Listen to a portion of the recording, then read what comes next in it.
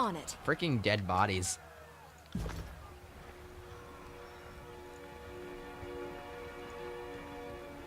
Cowards, all of you. Filthy mongrels.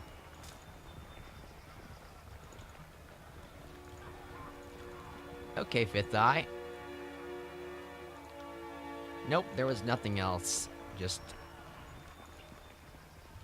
nothing else. So, Verse leveled up? Interesting. What is this weird aura around me? Oh, spectral blur. Interesting. On it. These fights are very chaotic. But I think, well, at least I hope, we'll be able to get a better handle on what's actually going on.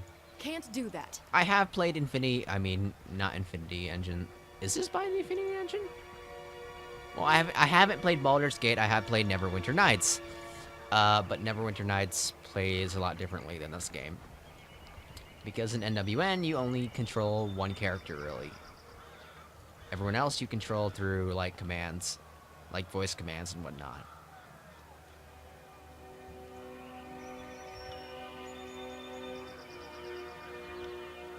I mean, I don't see much of an issue with what they're currently doing.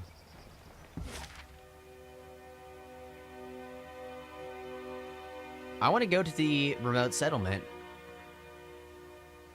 Just because I know this is an optional quest, let's find out. This village is far from the major settlements in the valley and has not been involved in the conflict so far. It may be possible to recruit some of the residents and add to the Scarlet Chorus's ranks.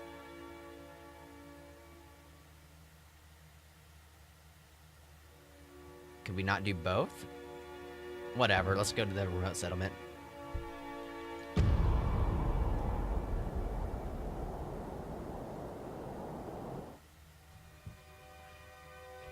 I wonder if Lantry has more lore than me.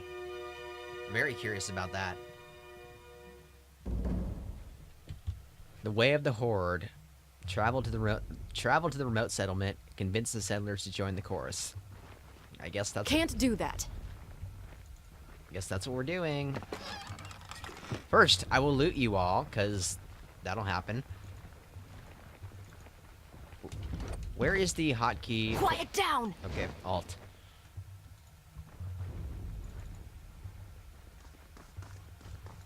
Can't do that. Sorry, I can't. I should talk with Lantry and, like, get his dialogue. Oh, hello. As you stepped in the center of the village, you feel as though you were being watched from all angles. The distant patter of feet echo off the walls of the small and seemingly deserted village.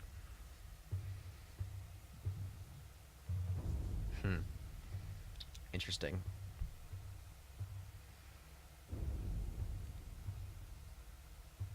No need to hide. I've no desire to fight, merely to talk. The wooden beams on the rooftop to the north creaks under someone's weight. A tree rustles behind you.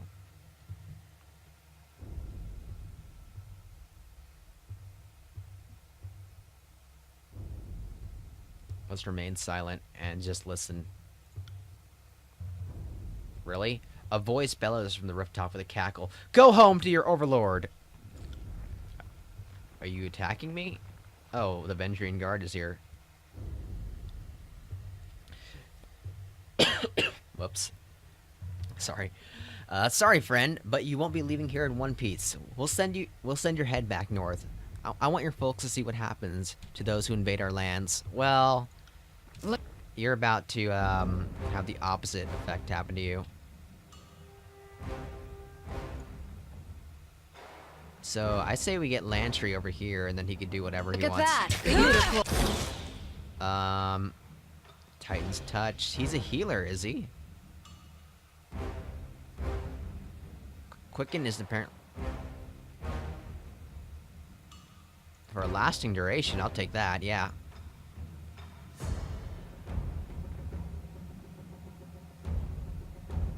Which one is me? Oh, this is me. Okay. In that case...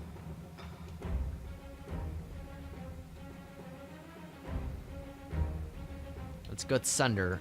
I got it. I'm wondering how well they'll do if I just leave them to their own devices. Seems okay. I mean, we have more health than them currently.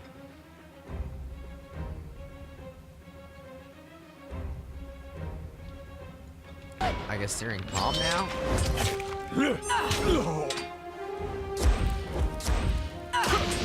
Nice, I think.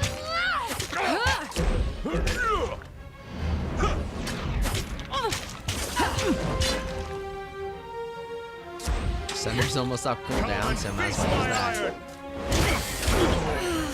Are you still alive, really? Oh my god. Right. Now, I want to try this. Fireball upwards, please. Only me, the others can run up. If they really want to, which they do, of course. Can I not fire a fireball up there? Right. Yes, fireball. Nice! That looks cool. I don't know if it was worth it, but whatever. I'll tear your skeleton out by your ass. Let's try blood-soaked stone.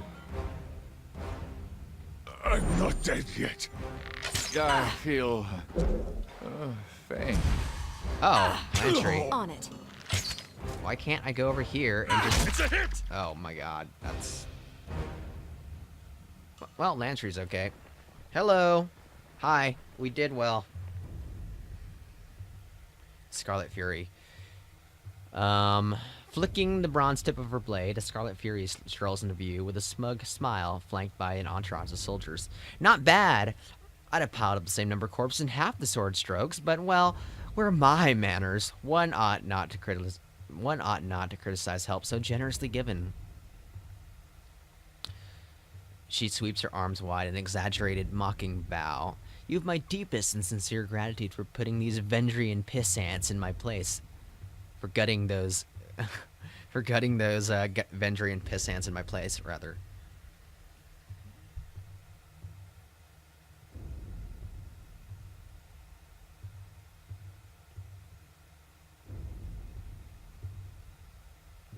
You're welcome, basically. We've already got what we need, the willing ones. She points to several of the armed fighters at her side.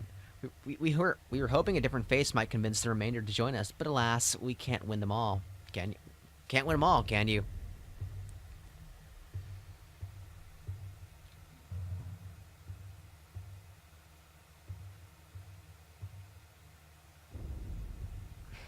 We could attack the Scarlet Chorus, really?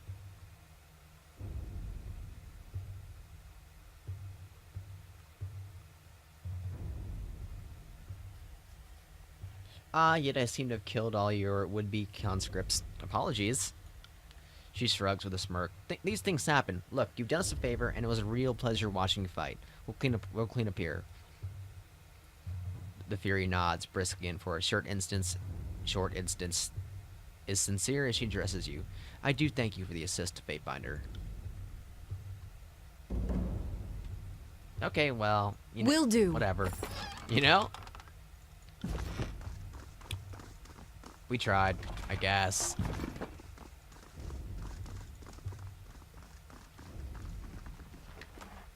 Sun Soldier, shield.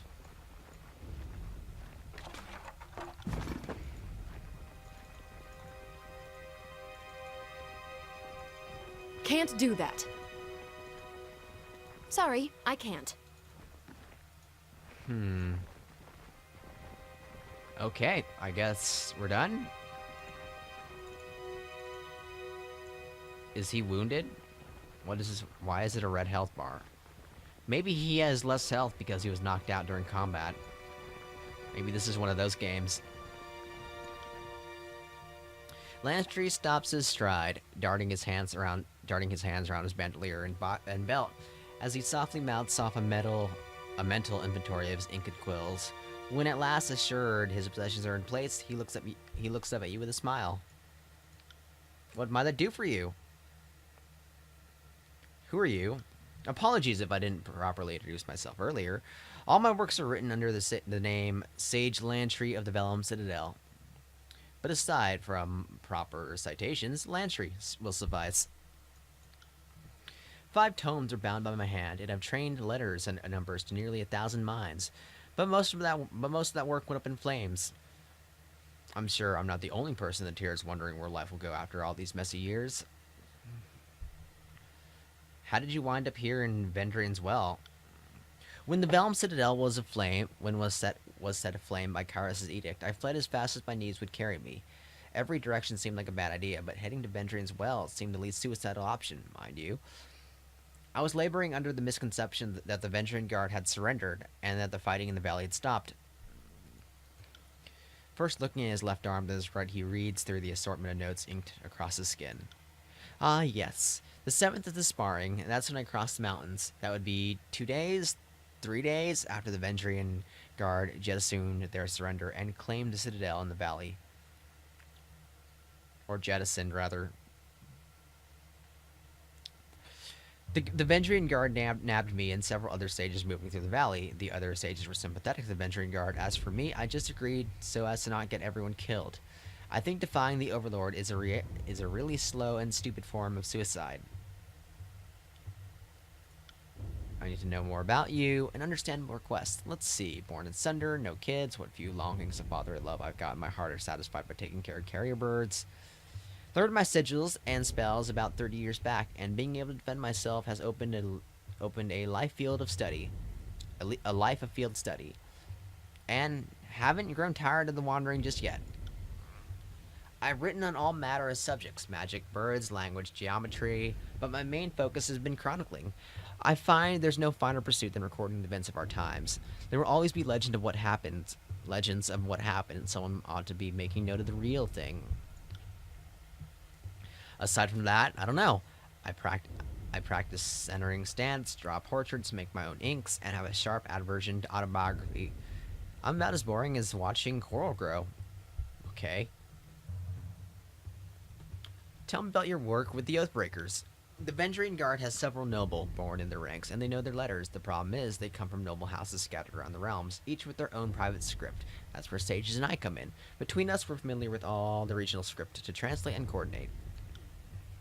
But translating is child's play. So I might have helped them out a bit more. The old citadel at the center of the valley is a crumbling affair, and there's no time for proper construction. Seemed a crime not to put my magic to work. So you provided military aid to the Oathbreakers? When the servant of Archon Justice asked me that question, I can't help but assume it's the antecedent to some sort of punishment. I can't deny I assisted the Oathbreakers, but the alternative was to starve for the cell and maybe lose my head. I realize that this is offense to the Overlord, but it's not like it increased their odds of winning in any significant way.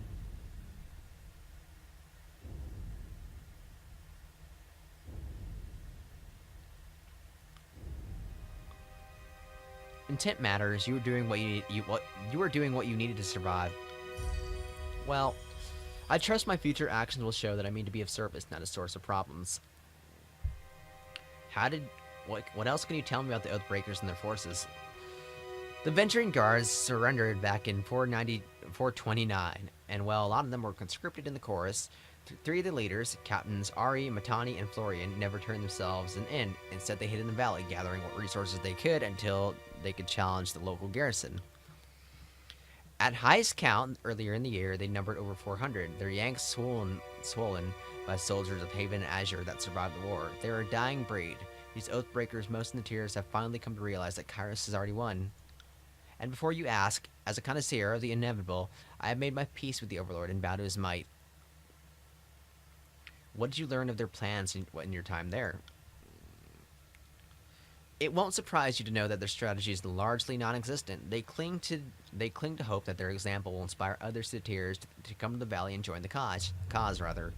Their recent inaction between the Archons has emboldened them. Some even think the Archons fear the Vendrian Guard. I'm sure they have it quite wrong. How did you wind up the prisoner of the chorus? I had to send out some missives that meant getting to a clearing where my turns and doves might find me. The patrol with me was ambushed by the Scarlet Chorus. I tried to flee the scene, but some youngster tackled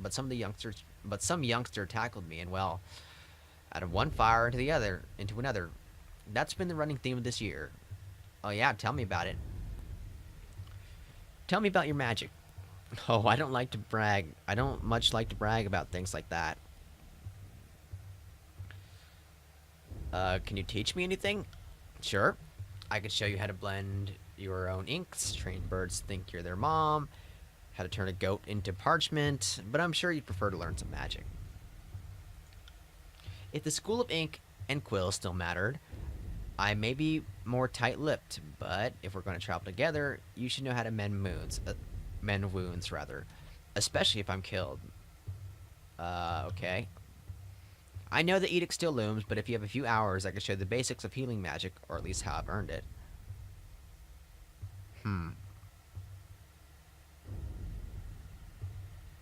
No, this can wait. The Edict of Execution is about to kill everyone in the valley. It does make a bit of a sense to save this for later. Tell me about the sages. For 100 years, the sages have been devoted to the collection and preservation of knowledge. We are scholars, bookmakers, archivists, and students of the mystic and mundane alike. The wisest of our guild, not that I truly belong in that category, are versed in sigils and spellcraft. Or at least that's how it used to be. With the destruction of the Valm Citadel, the sages have been scattered to the winds. There was once more sages than I could count, or there were once more sages than I could name. Many have died or been taken prisoner by Kairos' forces. Who leads the school?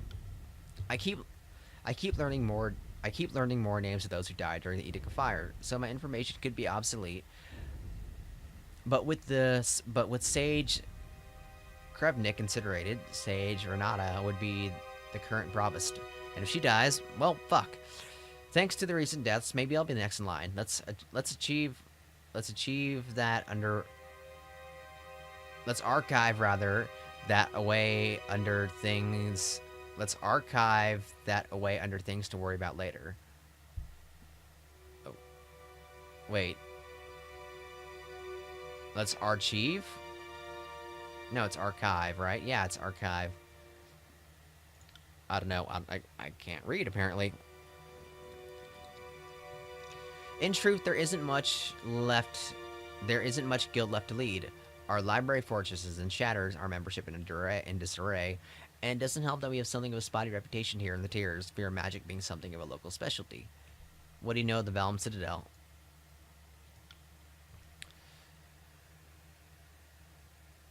I once felt a rush of pride at that name now. Now it's a blight on our reputation. The Valm Citadel was once a beautiful sanctuary of parchment and ink. We had amassed knowledge from the Northern Empire to the coast of the Tiers. It would take a score of lifetimes to learn all the Citadel could teach you.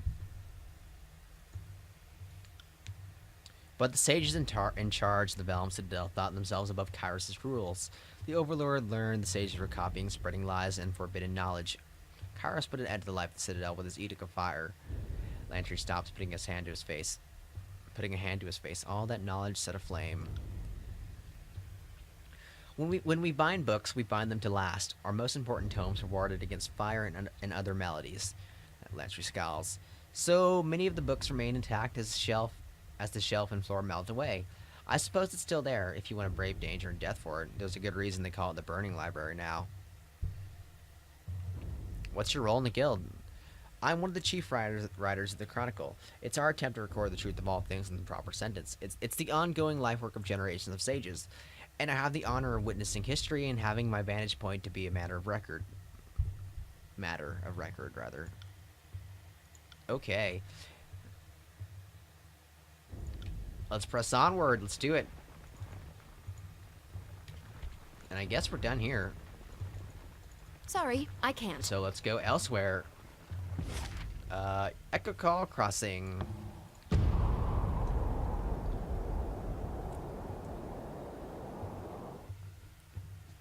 Did one day pass already? I think it did. I think we're at 7 days, not 8.